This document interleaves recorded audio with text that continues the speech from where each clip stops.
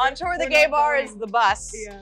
And going out Wherever is we are us is the watching gay bar, TV. Yeah, us watching TV. Katie and I. Well, you actually play a lot of solitaire these days. I do. Or I'm crocheting, and Naomi's being the TV boss, and we chill. So that's the gay bar.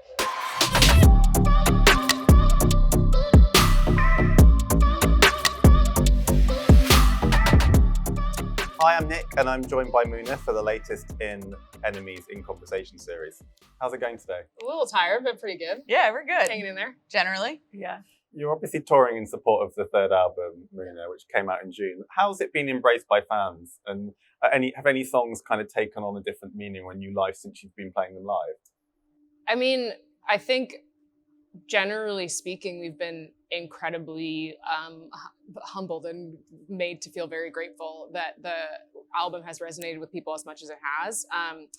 It's kind of bizarre. We were talking with the guy who mixes all of our records, his name is Dan Greck, and we were having some coffees yesterday, and he was sort of surprised about what we were saying. And we've been sort of saying that at shows, people tend to know the new songs and have more like passion and interest for them than some of the older songs, which is like, you know, typically the opposite happens. So we feel like we're kind of in a bizarre but really lucky spot with how people have been, you know, embracing the music.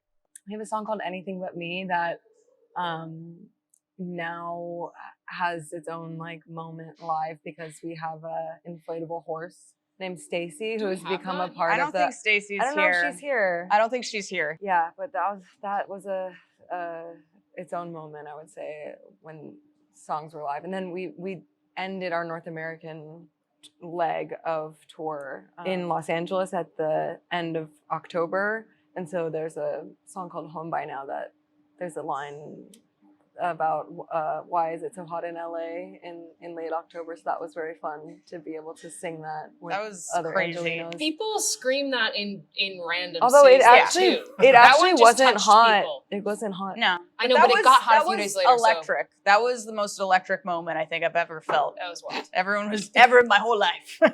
How's What I Won't Be Going Down? Because that's obviously a song about like going out and partying after the pandemic. I feel like that must be super rousing at the moment. People jump a lot to that, which is I'm playing a bunch of keyboard bits, so I don't really get to see like what the crowd reaction is for a lot of it. People are lit. When I look up, we're lucky. People who come to shows are there to fucking party. So it's towards the beginning of the set. I won't say like where it is because we hope that everyone who's watching this will come to the show and get to see it. But I think it's when we have the most energy still, and also the crowd has the most energy. So it is, I think, one of the most jumping and the most holy shits of all of us that like we're coming together. One has the amazing lyric, I want to dance in the middle of a gay bar. Yeah. When you're on tour, can you go out to a gay bar, or do you have to kind of look after yourselves too much? We look after ourselves. On tour, the gay bar is the bus. Yeah. And going out Wherever is we us are watching is the gay bar, TV. Yeah, us watching TV. Katie and I. Well, you actually play a lot of solitaire these days. I do. Or I'm crocheting, and Naomi's being the TV boss, and we chill. So that's the gay bar. It's like the most stereotypically like lesbian thing about our band. It's we like, have to take care of ourselves. Yeah, I know. People are very like, I'm sure it's misleading as a song. It's like people assume like, oh, like you should come out after the show. Yeah. Honey, we are being grandmas. It's just like, you know, we're a pop band, but we want it to be like a rock show, and for us to do that sustainably, we just need to like sleep and like eat healthy and do our little like wind down. In a way, isn't it? Absolutely. It is. The way my body feels. Like outside of the show. Yeah. Yeah. Is that how you say that? Ascetic? But I have thought about like wanting to go to gay bars in different towns. It would be nice to do that when we're not on tour. It would kind of be cool to do like, I don't know, there's not many like, you know, bars that aren't like non-male bars left in at least in America. Yeah. It would be fun to hit some of those just to see them. But, yeah. We like to be in community when we can. We love to dance. But usually it's like when we have nothing else going on, because there's a high risk of us being very tired Yeah, and then complaining a lot, totally. which is no fun for anyone. We'll complain regardless, but yeah. You've got UK's own Bimini supporting you on this UK tour. How did that come about? I don't know, but I thank God every day. Katie and I we both watch UK Drag Race, and when we got asked, like, our manager called us, and I remember her saying, like, how would you guys feel about Bimini supporting you? And I was like, I didn't think that she was talking about the Bimini because it seemed so far out of, like, the reality of what could happen. Sense. No. Yeah, like, why would she be supporting us? Why would a superstar, and she's still a superstar to me, and when we haven't met her yet, but when we meet her, I'll say, you're a superstar, and it will be great. When I saw that Bimini was supporting you, I was just like, that's so perfect, because Bimini's like the rock star drag queen. So it kind of totally works. Yeah. Well, I'm glad that you say that. Yeah, I can't wait to see their set. I know. I'm really curious about what it's going to be, but I feel like it'll be very cool. Yeah, definitely. I think they're such a cool person, and I'm just excited for them to, like, move into this world more. Definitely. Yeah, make that crossover. Well deserved, for sure. This has been your first album as independent artist on Phoebe Bridgers' label. How's it been different for you? Is it a cliche that things are easier when you're off a major, or? I think the main difference that we talk about often amongst the three of us and with people that we work with, and when we're asked this question, frankly, is just that the biggest difference that we've noted is that there are more people at Saddest, and maybe you could say this more largely for, like, indie labels. Other people weigh in if you agree or disagree with this, but that you're more likely to find people who you align with taste-wise, and maybe less likely to find those people in a more, like, large corporate structure. Not to say that those people don't care about art, but they just might not have the same taste. And we feel very aligned with a lot of the people that we work with, like, in marketing, and people who help us even with, like, vinyl design and text design and stuff like that. Like, there's already a shorthand there, so you don't have to, like, go and explain your aesthetic conceptualization of the world that your band lives in. They kind of already get it without that conversation having happened. So we're lucky in that way. You have Phoebe on the album, on the track Silk Chiffon. Was she involved in any other way? Was she like a sounding board, or she was? What she was? Yeah. Yeah, I mean, she is our A&R person, and, you know, like, that role generally, you know, we would send Phoebe songs, and she would usually, like, just say which ones she was excited about. She's joked before, like, you know, because we really didn't get, like, critical feedback from her, and she was like, well, if I had critical feedback, I would have given you critical feedback, but I just didn't.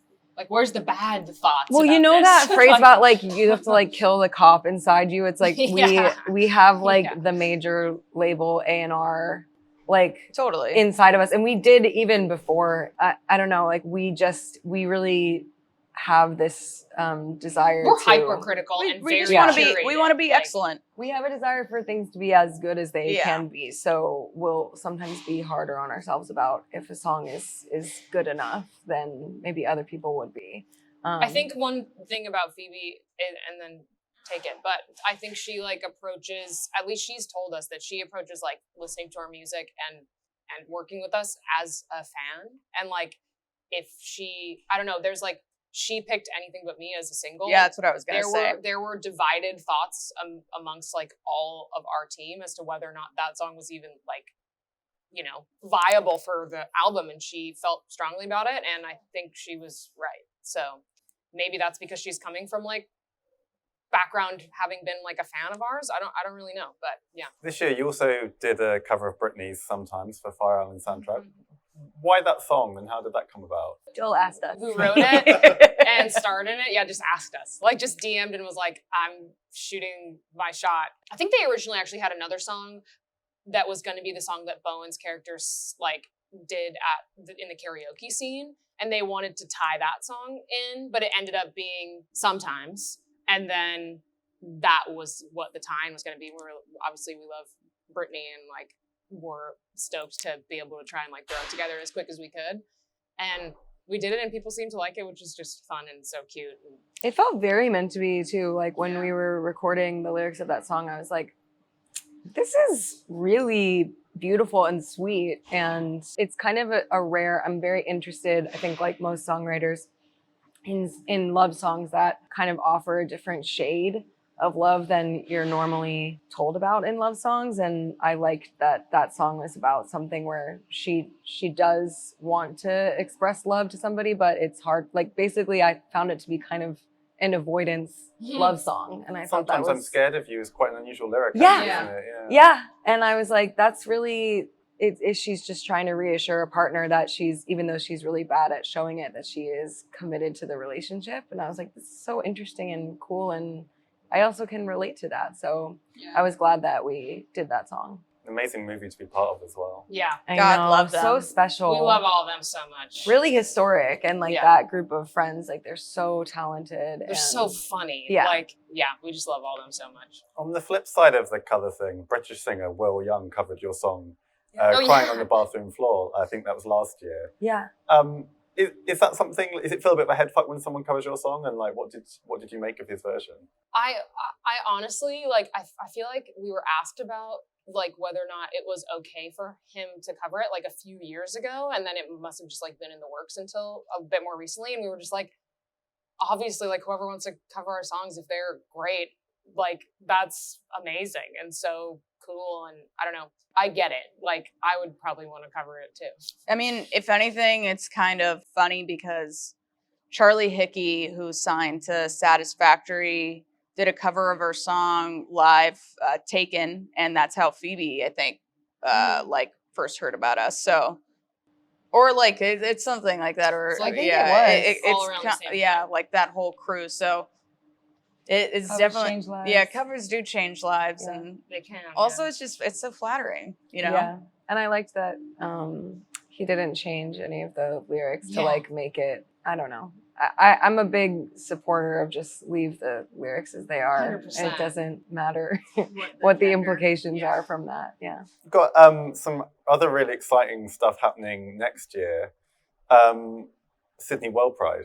Yeah. Wow. Yeah, we're stoked about that. I cannot believe it's finally happening. It will be interesting, all of us on the flight. The three of us always we room together, and we always sit together on a plane, and I just cannot wait to look into both of your eyes. In some ways, it is the funniest times that we have had sometimes, when we're the most tired on a plane, where we're like looking at each other like, can you believe this is happening to us? I know. But also we're excited to play there.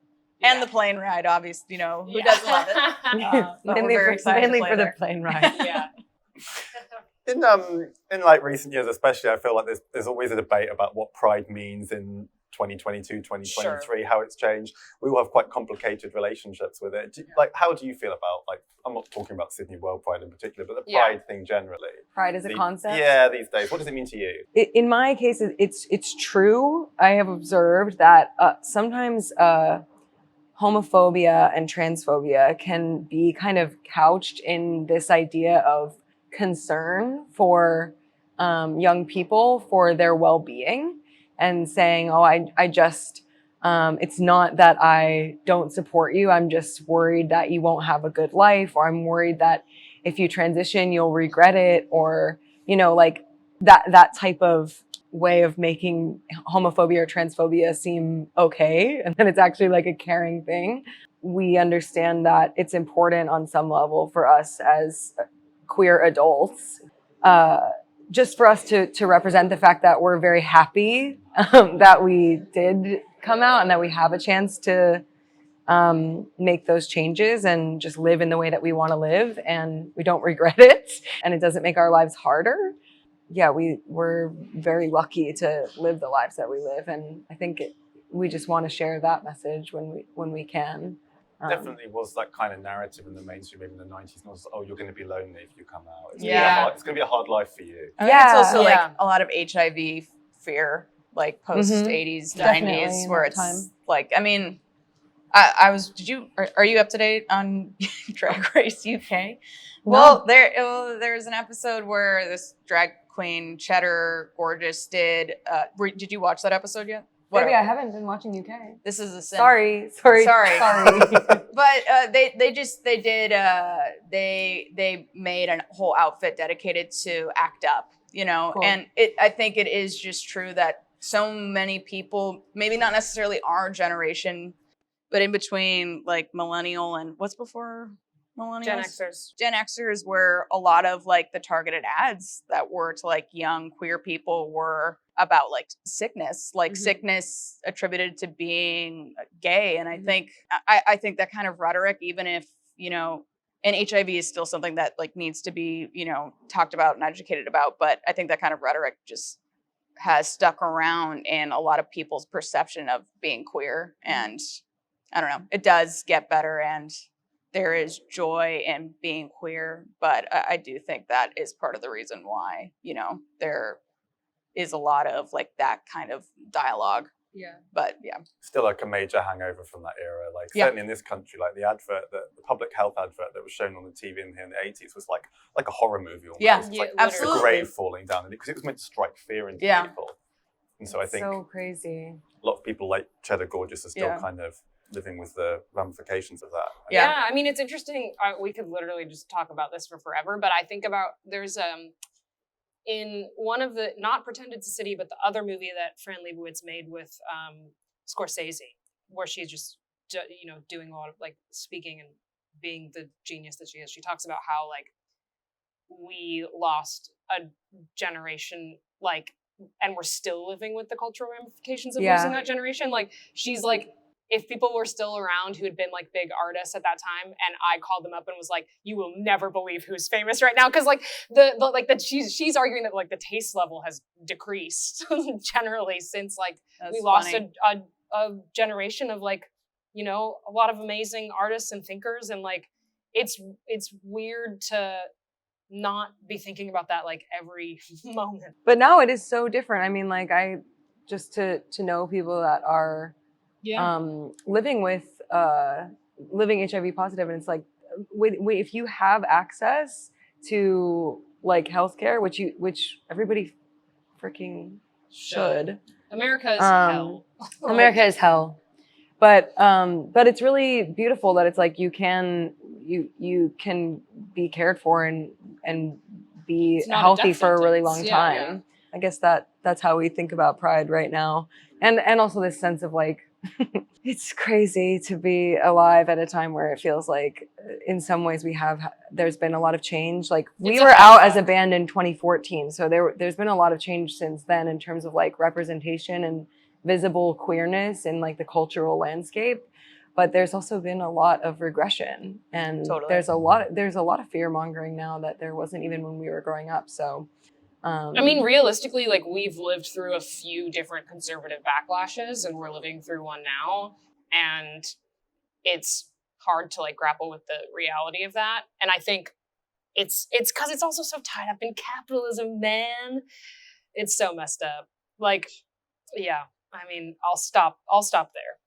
But if we want to talk more about it, Pride means anti-capitalism. Pride is anti-capitalist. It should be. It should be. I feel like corporations have at least got a little bit better. About 5 or 6 years ago, it felt like it was like this put a rainbow on it phenomenon. Get some toothpaste and put a rainbow. Now it feels like there's at least a little bit more kind of understanding, even if it's just as cynical. And be better about like how you treat people and who you're hiring, and like how you actually like if you want me to spend money on you like put your money where your mouth. It's only also because like the public is holding them accountable. Exactly. 100. That's the only reason be as they've good changed. as the level of public sustained accountability. 100%. So. Like, yeah, power to the people, baby. On a happier note, a purely happy note, hopefully, you're also going to be supporting Taylor Swift next summer. Yes. How does that feel? Yeah. Pure unadulterated That must be happiness. wild to think about. Yeah. On the stadium tour. Dude, going to the stadium, because I went to a soccer game last night, and I think the stadium is like 65,000 people, and it's like the average stadium that she plays. Add another 20,000 to that. Insane. She's a superstar. Yeah. Good for her.